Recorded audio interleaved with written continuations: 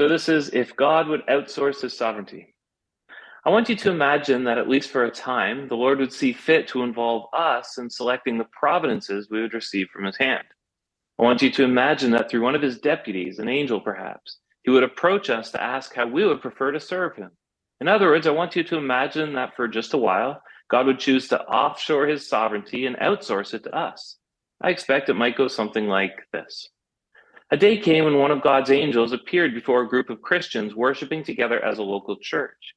He stood before them and said, "The Lord has asked me to distribute some of the gifts of his providence, gifts that will equip you to serve others on his behalf. I heard you sing in the hymn, 'Take my life and let it be,' and I thought this would be just the right time. So first up, I've got the gift of generosity. Is there someone here who would like to serve the Lord by distributing vast sums of money?" He glanced at a clipboard he held in his hands and added, "I should point out this gift comes with a great deal of cash. It looks like $10 or $12 million, and that's just a start." Just about every hand shot up. The angel pointed at a couple of people who, with great smiles on their faces, came forward to collect their gift. "And now I've got some rare talents to distribute." Flipping quickly through the pages, he said, "I've got a towering intellect, great athleticism, and prime leadership ability. Who would like those?" Once more, a great many hands went up, and once more, a group of people approached the front of the room to receive what they had chosen. To each, the angel said, "Take this and commit it to the glory of God and the good of his people." Each solemnly nodded as they took what was now theirs. "Next, I've got high position. It seems that someone here is destined for the corridors of power. Who would like to lead in this way?" There were perhaps fewer hands raised this time, but still a good many.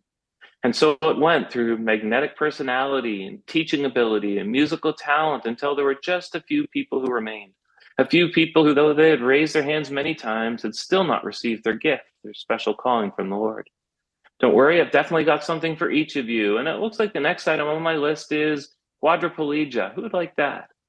After an initial gasp of surprise, the people sat in silence, hands at their sides, eyes steadfastly fixed on the floor. No one wants this one? You all know Johnny Erickson's Tata, don't you? Aren't you thankful for her ministry? Haven't you been blessed and inspired by her? Hasn't her joy spurred on your own faith? Surely someone is willing to serve in the ways she has.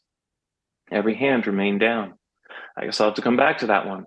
How about grievous loss? Who is willing to be bereaved so you can be a blessing to other Christians who will endure a loss of their own? You know, like Elizabeth Elliot. I know how much you love her story.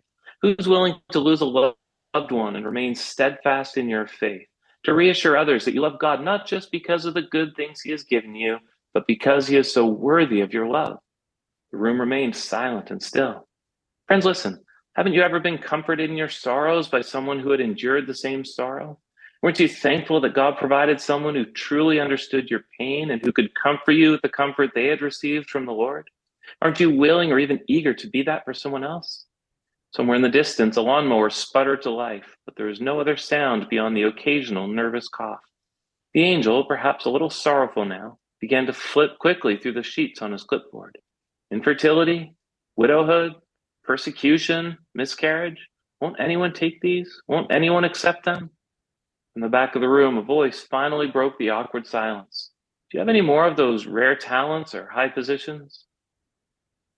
The reality, of course, is that God does not ask what gifts of his providence we would like to receive from his hand. But he does hear us when we sing, "Take my life and let it be consecrated, Lord, to thee." He does take us at our word when we sing, "All to Jesus I surrender, all to him I freely give."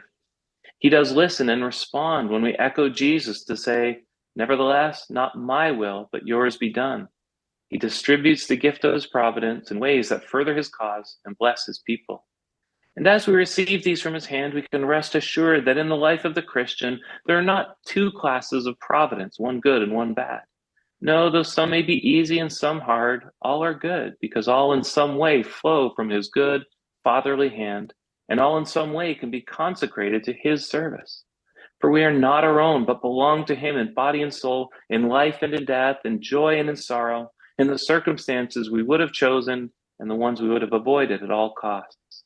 It falls to us to receive what he assigns, to receive it with trust in his goodness and with confidence in his purposes, willing and eager to steward it all faithfully for the good of his beloved people and the glory of his great name.